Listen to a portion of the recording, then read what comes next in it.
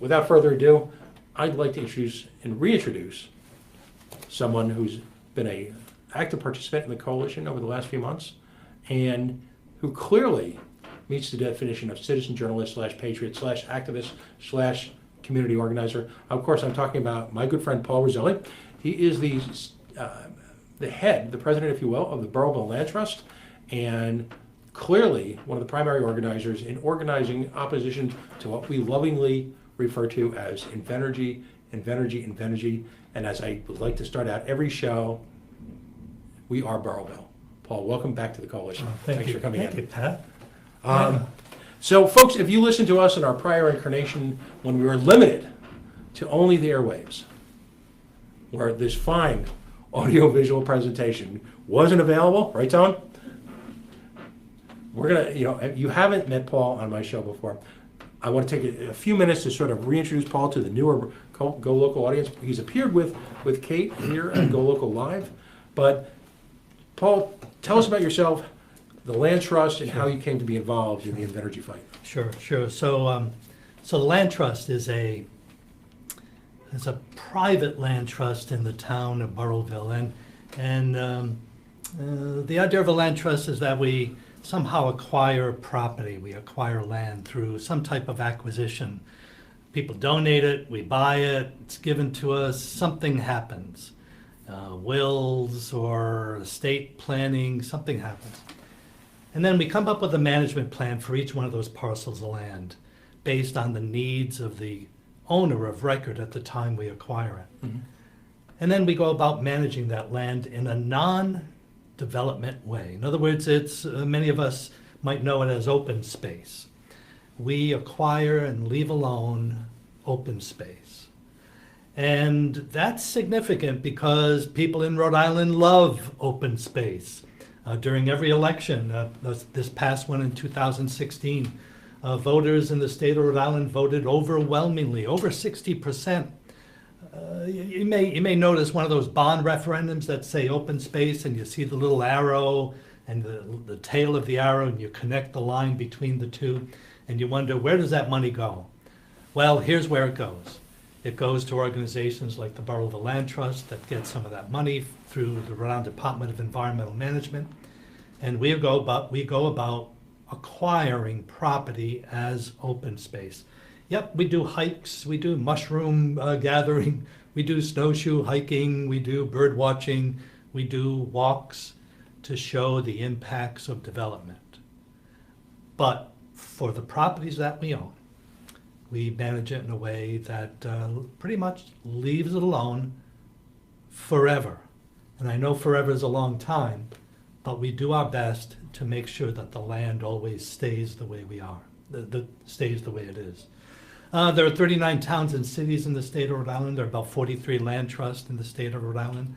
About half of them are private, nonprofits, 501(c)(3)s, and about half of them are municipal land trusts. But they all pretty much work the same. So that's a little bit about who we are.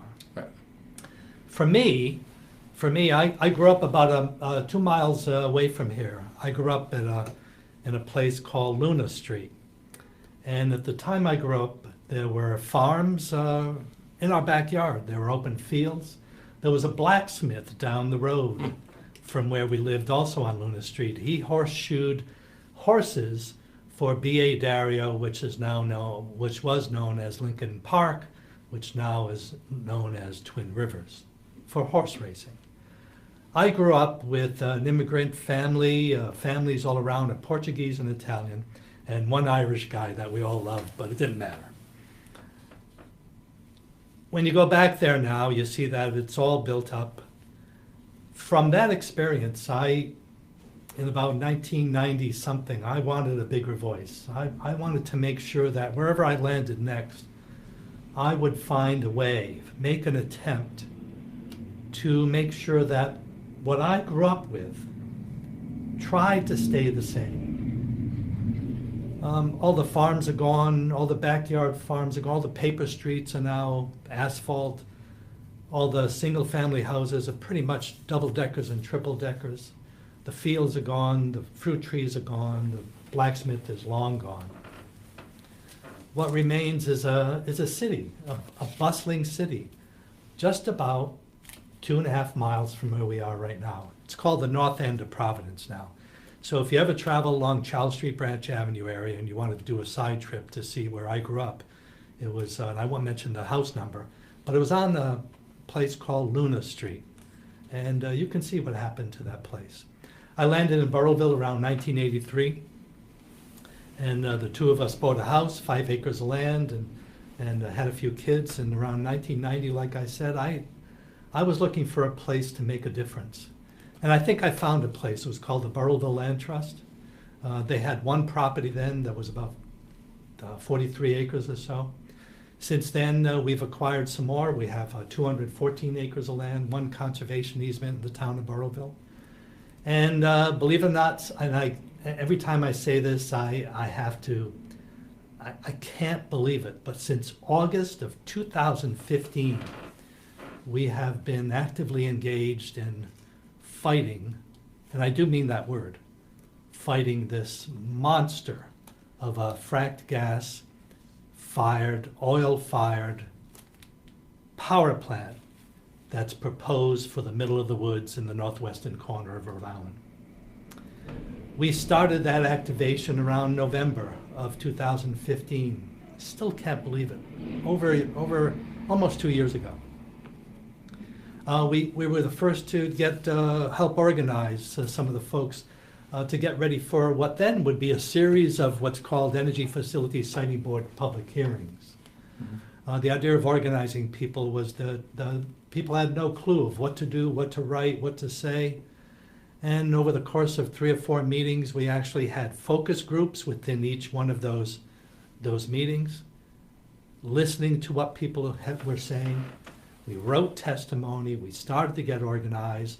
Many of those have since broken off into Keep Burrillville Beautiful, Keep Rhode Island Beautiful, BASE, Burrillville Against Spectra Energy, and Fighting Against Natural Gas, FANG, came along before then. They were the first to get organized way back in August. We had to catch up a little bit, the Burrillville Land Trust. When I do these presentations called Learn the Facts, and the idea of Learn the Facts is I go out and in the course of 2 hours engage with people to give them some sense of what this project is all about. Not just the size or the dimensions or how many megawatts of electricity that's produced, but get a sense, a feel for where this thing is going to be located, where it could be located. Get a sense for now that Johnston has taken on the role of being the water supplier, where the truck's going to come from, how many trucks, what's going to end up coming out of the smokestacks, what actually is going to be the benefit for the state of Rhode Island. And when I go out there, I always get this question, well, why you? Why the land trust? Aren't you supposed to be out there doing land acquisition, preserving the open space? Our mission is to preserve the rural character of the town of Burrillville. Isn't that what you're supposed to do? Well, the short answer is yes, absolutely. We decided a long time ago that our little part of northwestern Rhode Island is impacted by all of it around us. Every state legislature comes along and puts a bill in place that's going to impact us. Every water, sewage, pipeline, air emissions is going to impact us. So we took on a more active role throughout the state. And we've taken on active roles in terms of agriculture, food security, land management, making sure we get the word out to as far wide an audience as possible.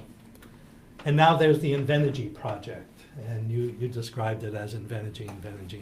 It's the Invenergy project. Many of you out there may know it as the Clear River Energy Center. And the Invenergy project is something we'll talk about a little bit later. I'll try to give an update about what took place this past week with a very fascinating and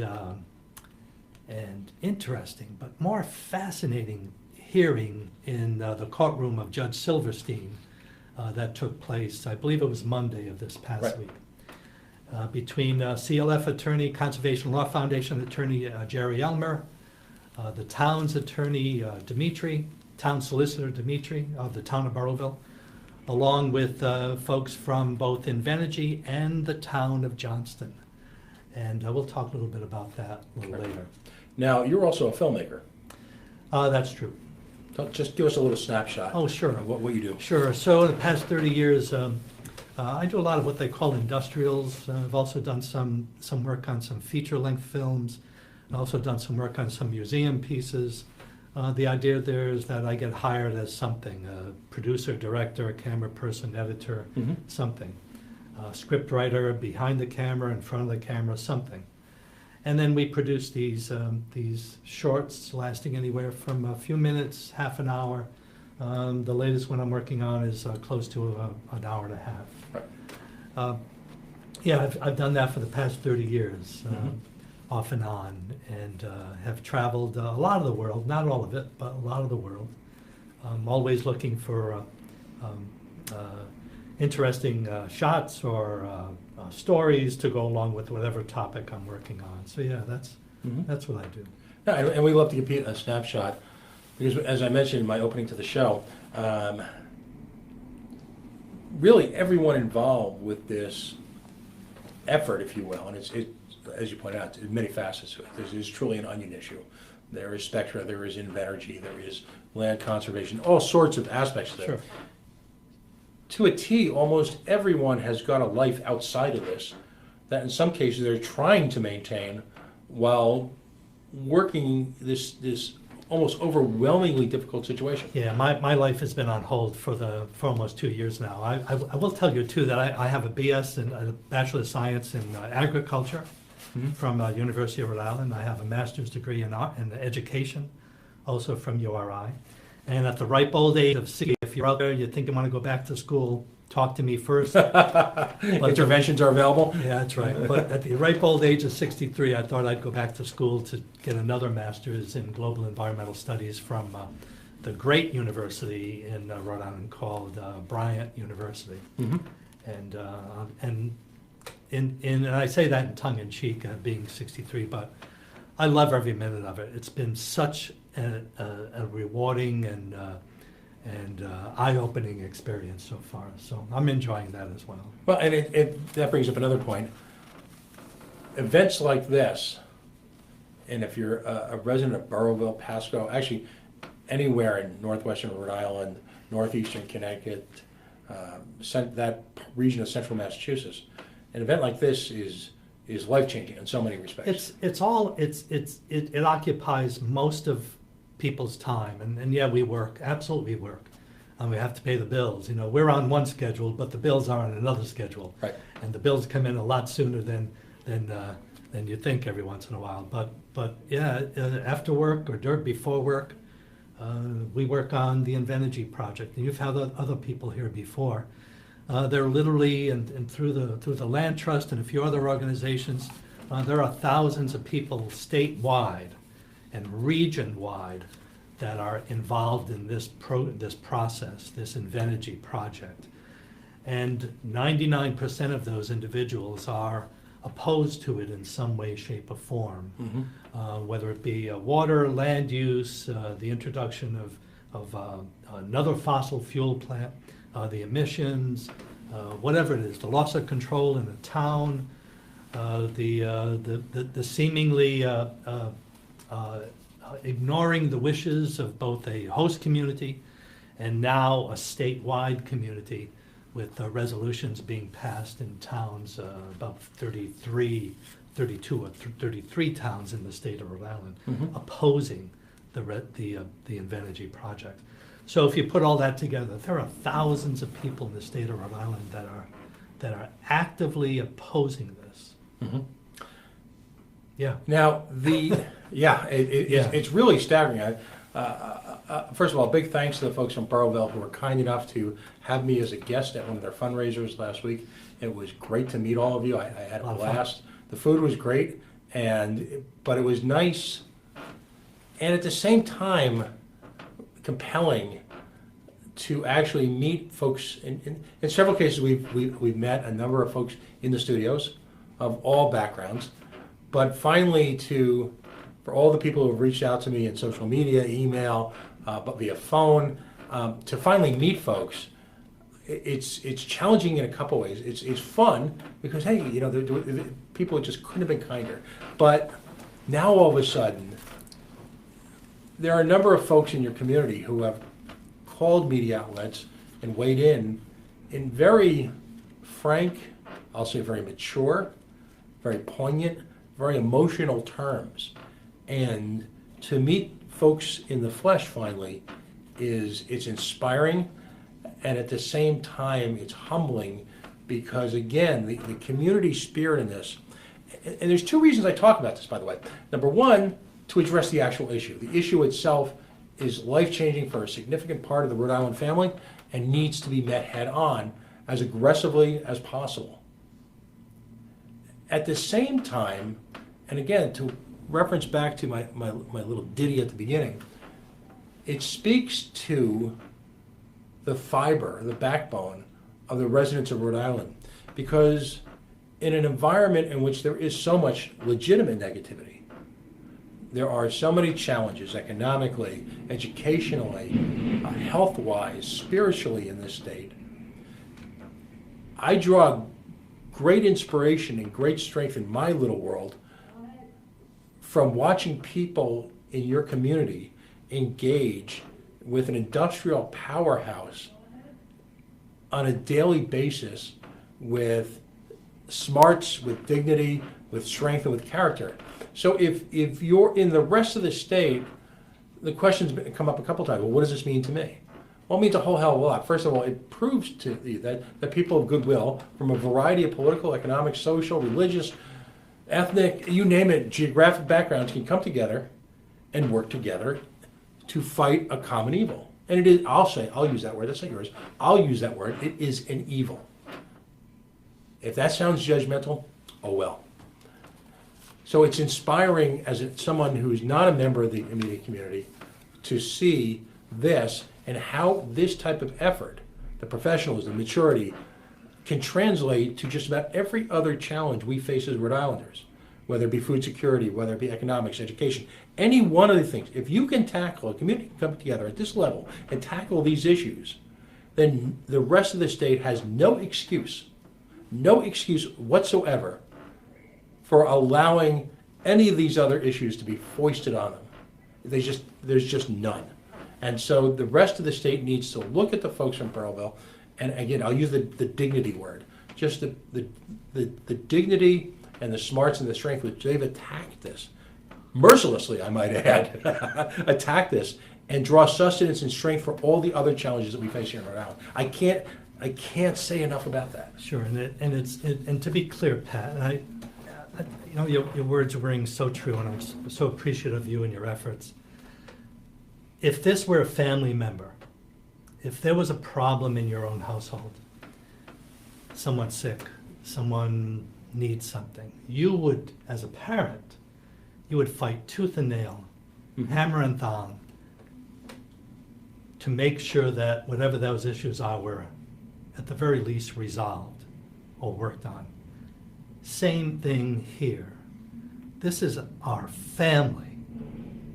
And I don't know if you understand that. Mm-hmm. For a land trust president, it becomes even more important because no one speaks for the trees. And I know everyone's going to say, oh, there he is, a tree hugger. But seriously, no one speaks for the trees. No one speaks for the bugs. No one speaks for that pond or stream. Nobody speaks for it. So many of us have taken on the task of being that parent, being that family member who now becomes that voice for that thing that does not have a voice. Right. And we could go back, we can look at, well, wait a minute, hold on. Isn't DEM and Fish and Wildlife and USDA and you know what? Absolutely. Absolutely. But they're restricted by what they're authorized to do. They're restricted by capacity. DEM has been gutted by personnel and finances and money. Up until a few years ago, we didn't have a state biologist. Not one state biologist in this state because of budget cuts. That's the capacity, that's the level within our state that is interested in this project. The folks that have come up and come to the plate are the nonprofits, the environmental groups, the Audubons, the Nature Conservancy, Save the Bay.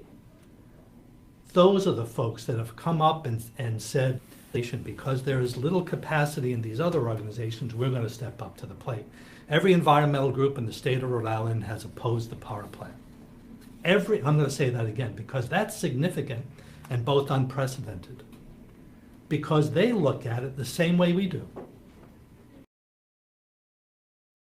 Efficiency. We become more efficient at using it. I've been in studios before, you've been in television studios before, and in the not too distant past, when you go in there, you had to wear sunscreen because the lights were so bright. Right. And the air conditioning was going on at the same time that this bank of lights was on, because they were all tungsten, they were 3,200 degree Kelvin, they were hot. And if you stayed there long enough, you'd get a sunburn. You go to a studio now, they're all LEDs. About 30% of the electricity that it used to be to generate the same amount of light. So extremely energy efficient. The other thing that's taken place, I'm not sure it's going to happen in Rhode Island this time around, but what is going to happen sooner or later is this thing called a carbon tax. And once the carbon tax kicks in to Massachusetts and Connecticut, then we're going to see even more of a dramatic decrease in the use of fossil fuels and more of an increase in solar and wind. The idea of a carbon tax is that for every gallon of oil or every gallon of gas, for that a year, you get a check based on usage, based on amount of whatever the calculations are. The idea is you take that check and do something with it. Weatherization, energy efficiency, heat pumps, updating an old boiler, whatever it is you have to do. That's the idea. And then there are the carbon emissions restrictions. A few years ago, Rhode Island passed under Governor Chafee, former Governor Chafee, the Resilient Rhode Island Act, which over periods of time, we have to reduce the amount of carbon emissions in our state. So ISO New England looked at all of that and decided that if all of these things happen, increase in energy efficiency, increase in solar, increased carbon taxes, and reduction in emissions, carbon emissions, that energy demand, electricity demand was going to go down. And they made that prediction. And this despite the fact that, and it was in the news this week, that Brayton Point, which is, I guess, one of the more prominent legacy power plants in this area, is going offline. No, it would be great if you get somebody from Brayton Point to talk about that. About what I know. And I would refer you to, I can't remember if it was an Eco-RI or Providence Journal about Brayton Point. I think it was in the Providence Journal, a great aerial photograph. If you've ever seen that location, it is one of the most gorgeous locations. If you could eliminate that power plant tomorrow and take down the smokestacks, you're right on that river, you're right on that area. It is an incredibly gorgeous place. Right. A great place for economic development. And that's so true of a great deal of New England's coastline. Between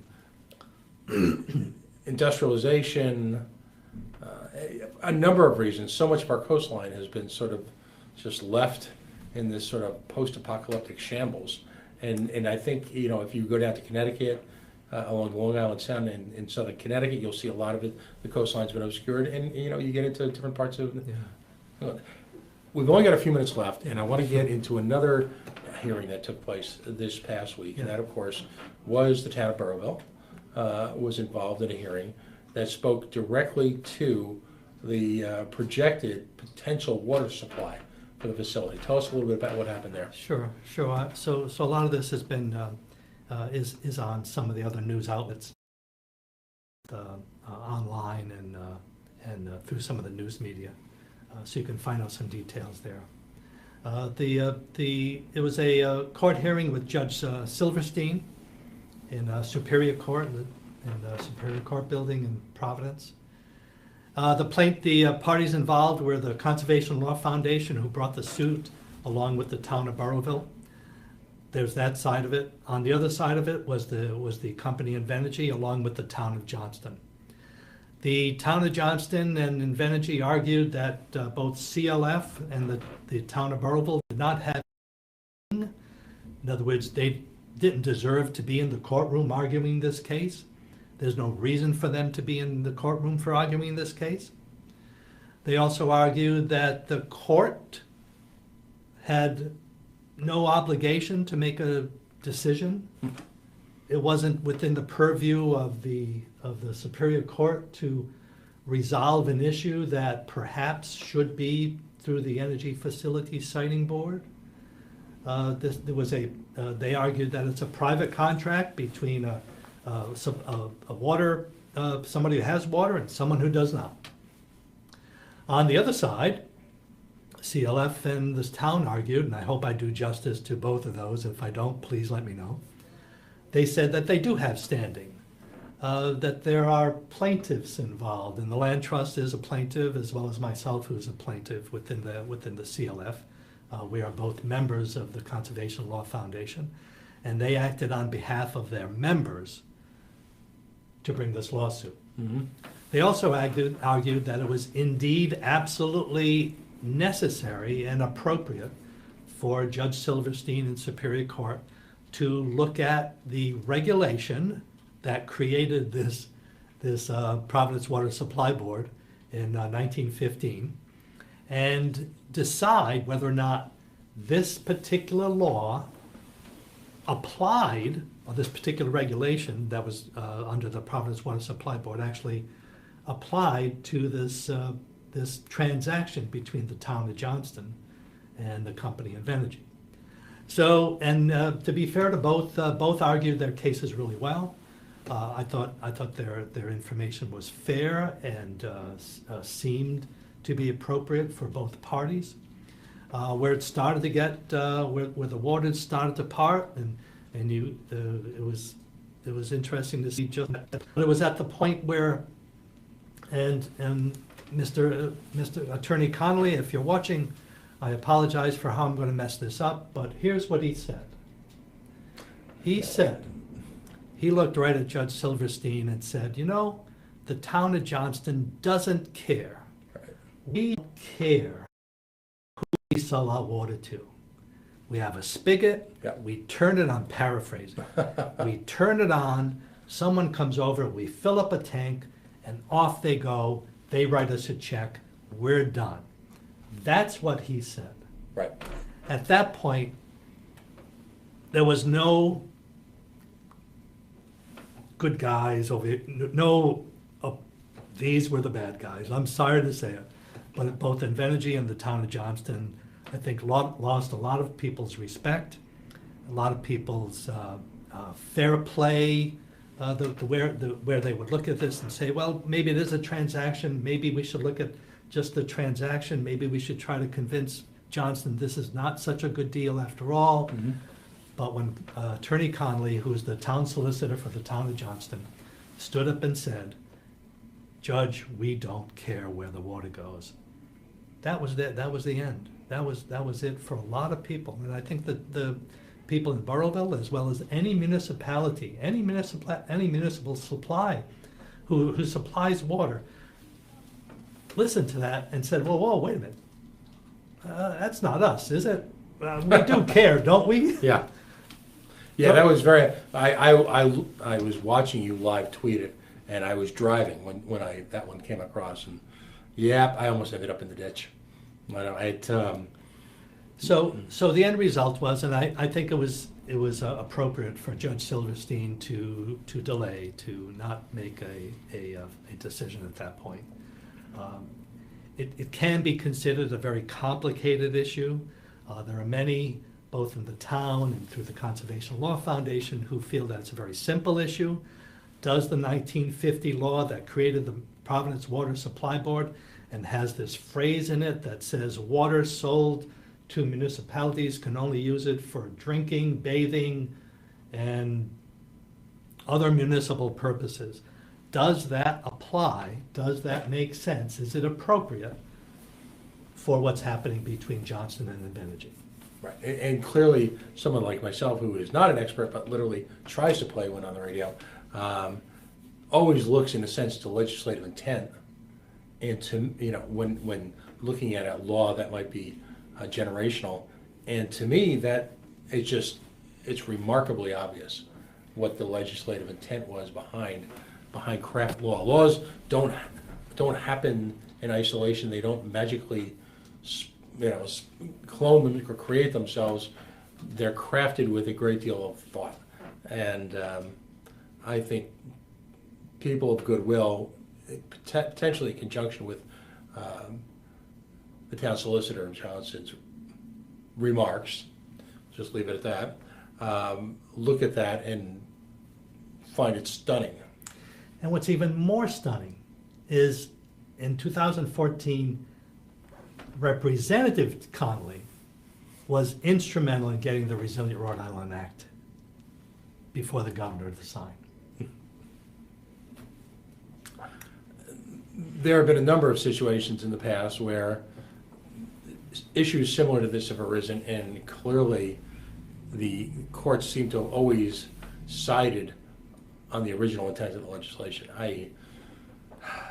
The word I'll use, that I won't project upon you That's okay. or any of the people in Burrillville, is bastardization of the law and its intent. That's the word I'll use. Well, after 102 years, again, it was promulgated and put into effect in 1915, 102 years later.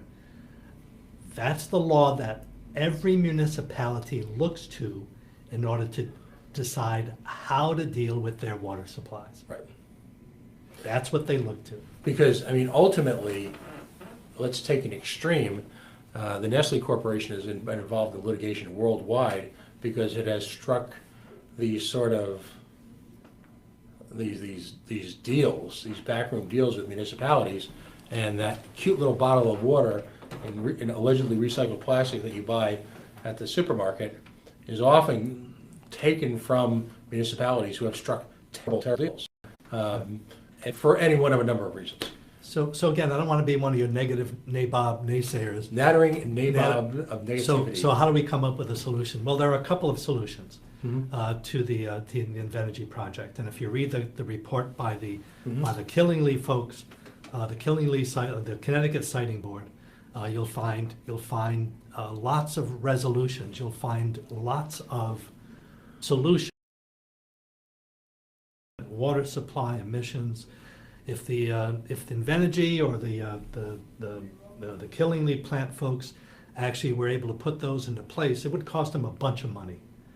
Would it be enough money that would drive them away? In the case of the Killingly started that power plant even before the siting board said no. Those folks were starting to scratch their heads wondering, are we going to make any money from this? And that's why they didn't get into that forward capacity auction in number 10 or number 11. And that was one of the reasons. And I think the Energy Facility and Siting Board, to their credit, and it seemed like you read their report, a very progressive, a very futuristic type of report.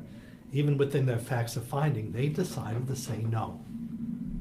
And we all hope, and if you read that, I think that'll give you hope, because the language is the same. And just if I can add a final note, it was fascinating to me. I follow Invenergy on Twitter, and in reaction to yesterday's decision by the Trump regime to renege on the Paris Accords, that's a whole other subject. I just found it fascinating that they decided to tweet out that they remain committed to the promises that the Invenergy Corporation made. And Megan, if any of the fine folks at Duffy Challenge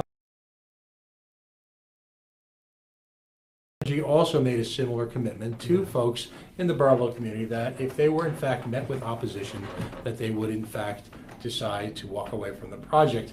For probably the 100th time in the last 100 weeks that we've been covering this here at the Coalition, we'd like to ask the fine folks at Invenergy to honor that commitment.